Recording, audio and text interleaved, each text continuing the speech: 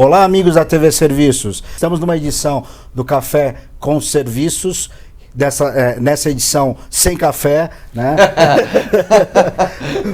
Com o deputado Arthur Duval. Ele vai explicar, vai começar o nosso debate, a nossa conversa, o nosso bate-papo, explicando por que sem café. Por que sem café, Arthur?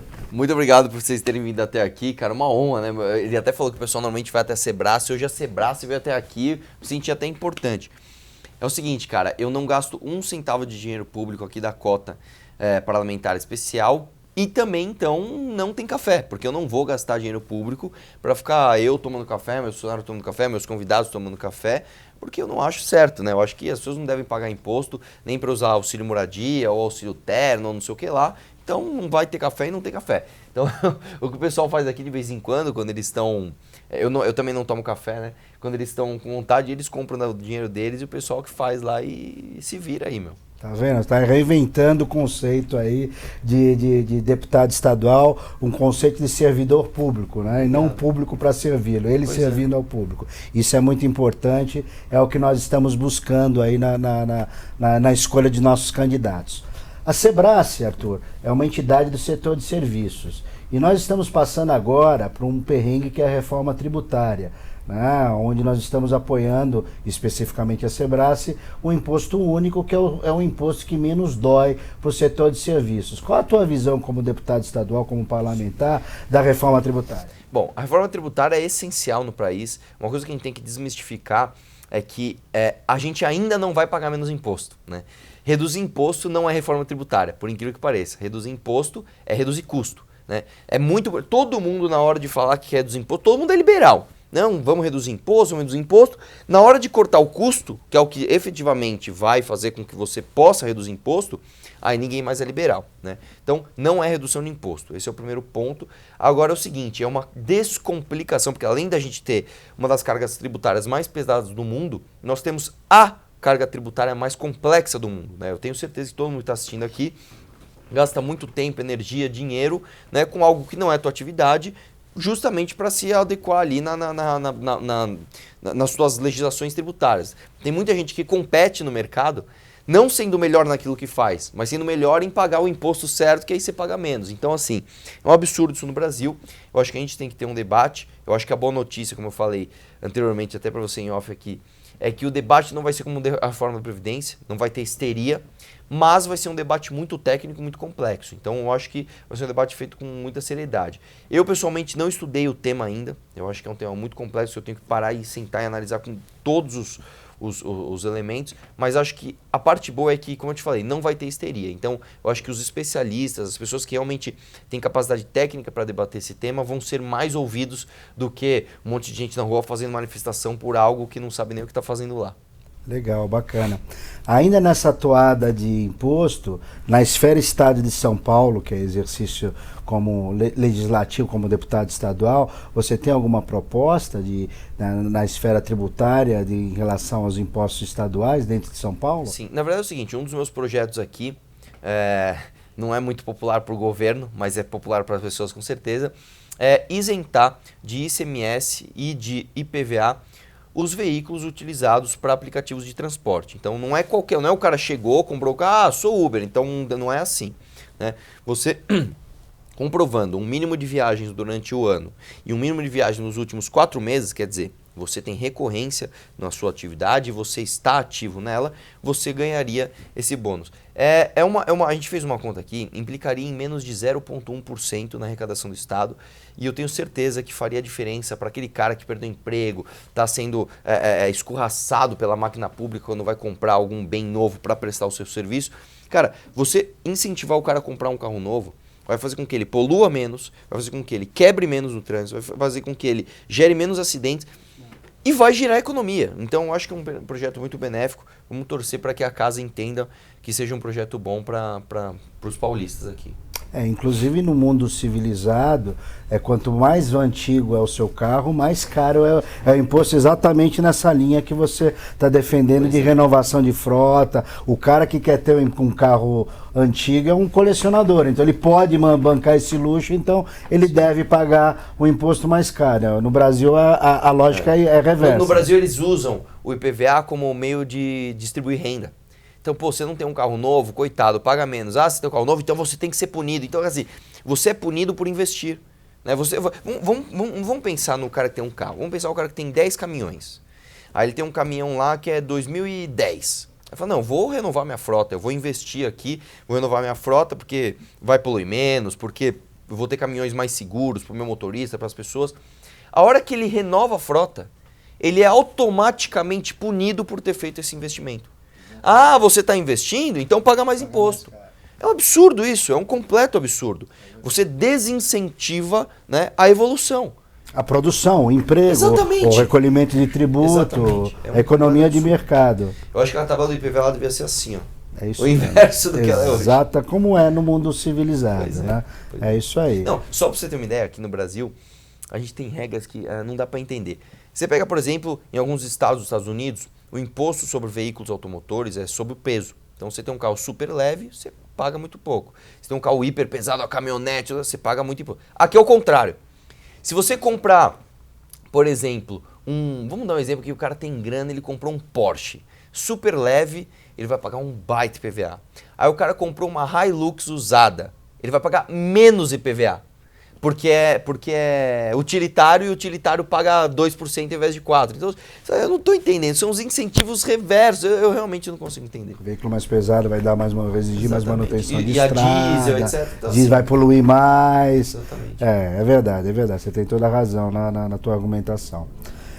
A Sebrae é uma entidade formada por várias associações, sindicatos e federações de mão de obra intensiva. E nós fomos pioneiros, incentivamos muito a lei federal sobre a terceirização de mão de obra. Sim. E terceirização em geral. Qual que é a sua posição sobre terceirização? Como você enxerga? Olha, eu acho que esse debate ele poderia ficar muito simples no momento em que você pega quem é contra a terceirização e vê que eles estão terceirizando. Então vamos lá. Qual que é o partido que mais lutou contra a terceirização? PT. Terceiriza pra caramba. Terceiriza pra caramba. Menos as manifestações. Não, até as manifestações. Não, e não só isso. Você pega a artistinha da Globo. Não, que a terceirização, não sei o que lá, precarização do trabalho, tá bom. Você vai ver o cara que trabalha terceirizado. Então, eu acho que é um absurdo você, enquanto Estado, querer impor à pessoa como ela vai trabalhar. Eu penso o seguinte. Se a gente acha que sabe aquela história do meu corpo, minhas regras?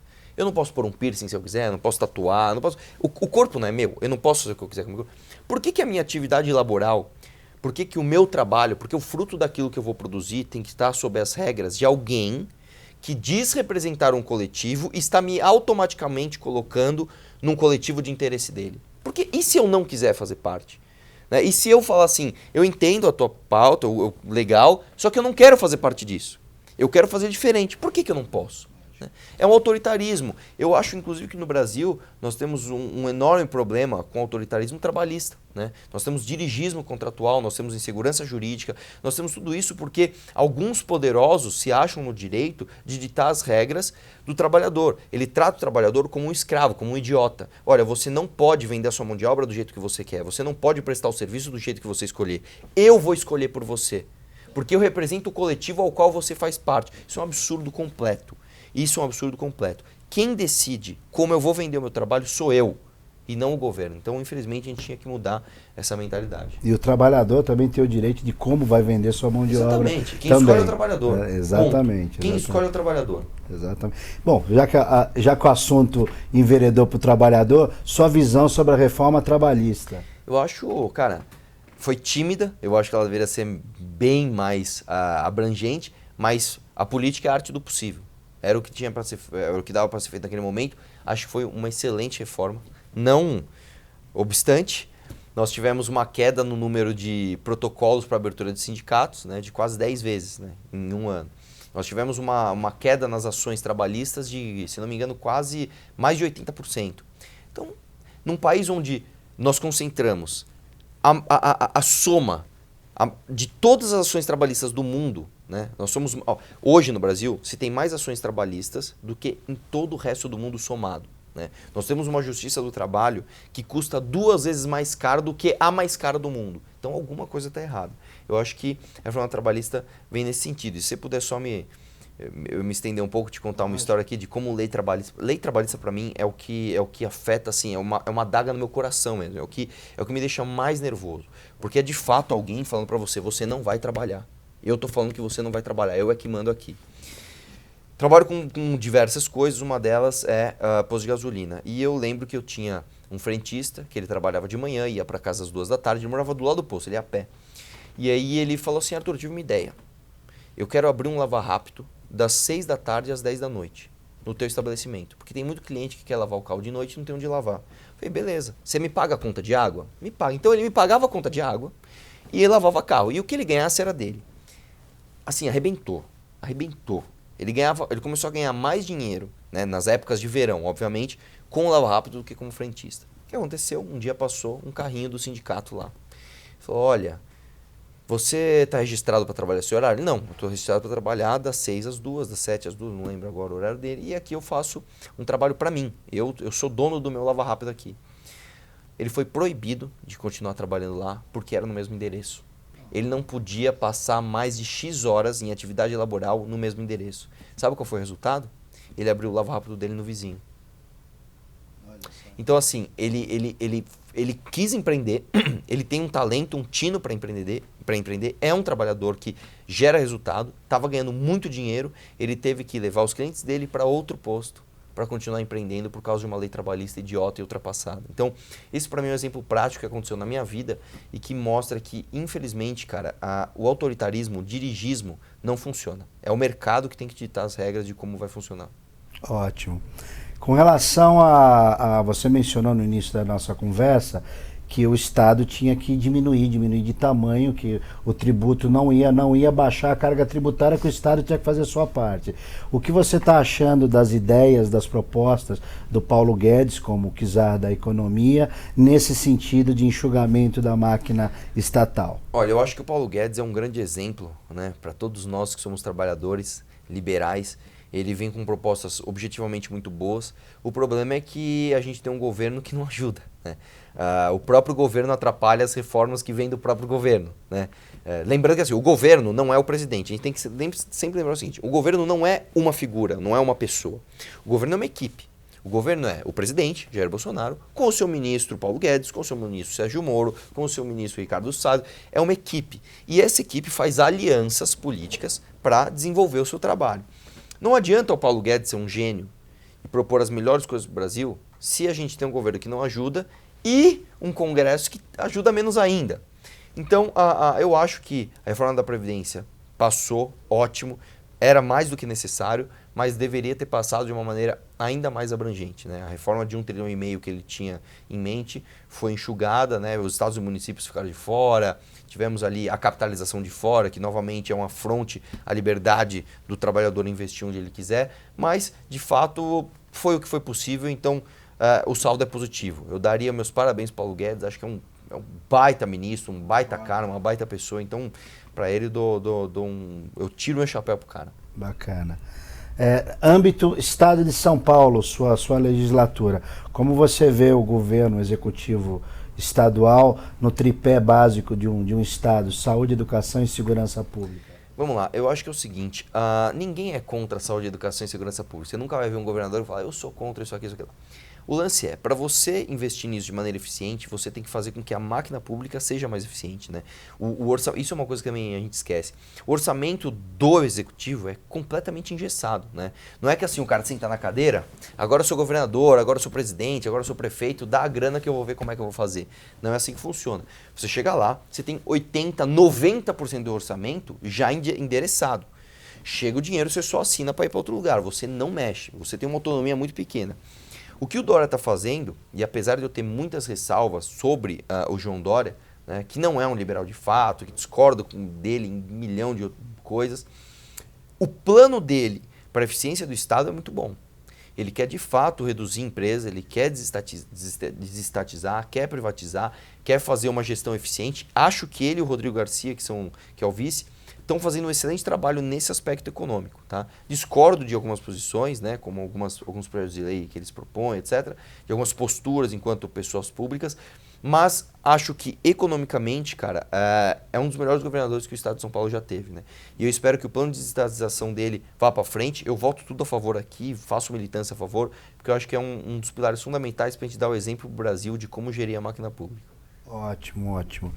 E para finalizar, qual o recado que o deputado Arthur daria para os nossos telespectadores em relação ao seu trabalho legislativo, ao setor de serviços? O que você teria a dizer de uma maneira geral aí para nós, setor de serviços? Obrigado pela oportunidade. Eu diria o seguinte, cara, olha, quando você for tomar sua decisão política, seja ela de votar, seja ela de militar para alguém, seja ela de convencer alguém de votar em alguém, seja ela de convencer alguém de que algo político é bom ou é ruim, sempre faça isso com muita sobriedade, não caia na histeria do debate público. A coisa que a gente mais vê é pessoas histéricas, reclamando de coisas sem saber o que está acontecendo e coletando evidências para corroborar com a sua visão prévia. Então, vou dar um exemplo aqui. Quando você vê uma evidência, você não pode olhar o que você quer que ela te mostre. Você tem que olhar o que ela está te mostrando de fato, mesmo que seja aquilo que você não quer que seja, mas se é aquilo. Sem paixões. Eu vou dar um exemplo. Nós estamos agora nessa polêmica da Amazônia. A gente tem histeria dos dois lados. A gente tem histeria do pessoal da esquerda que, nossa, agora tá queimando até girafa na Amazônia. Eu nunca ouvi falar. Daqui a pouco vamos falar que estão queimando os golfinhos da floresta. E você tem do outro lado o pessoal falando, imagina, a Amazônia tá tudo certo, isso aí é só um guia de esquerda botando fogo em árvore. Não é bem assim.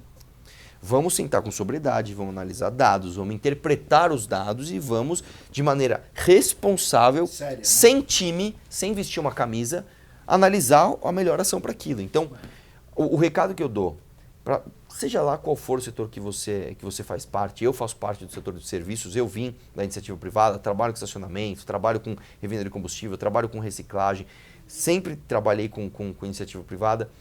A gente é muito revoltado e a gente muitas vezes usa essa revolta de maneira irracional. Vamos usar essa energia que a gente tem de indignação de maneira sensata, de maneira positiva. A transformação de um país nunca vem de cima para baixo, ela vem sempre de baixo para cima. Isso aqui que a gente está fazendo, a comunicação, de fato fala, meu, vem cá, eu sou a Sebrae, eu vou te mostrar o que a gente está sentindo, vem aqui. Isso é muito mais fundamental do que um deputado ir lá e falar, ó, votei aqui por mais saúde e segurança. Eu sou contra a corrupção, a favor da paz mundial. Pô, pelo amor de Deus, esse tipo de trabalho que está sendo feito aqui, para mim, é essencial, é muito mais importante, é o que de fato muda um país e eu espero que a gente tenha força para continuar nesse caminho.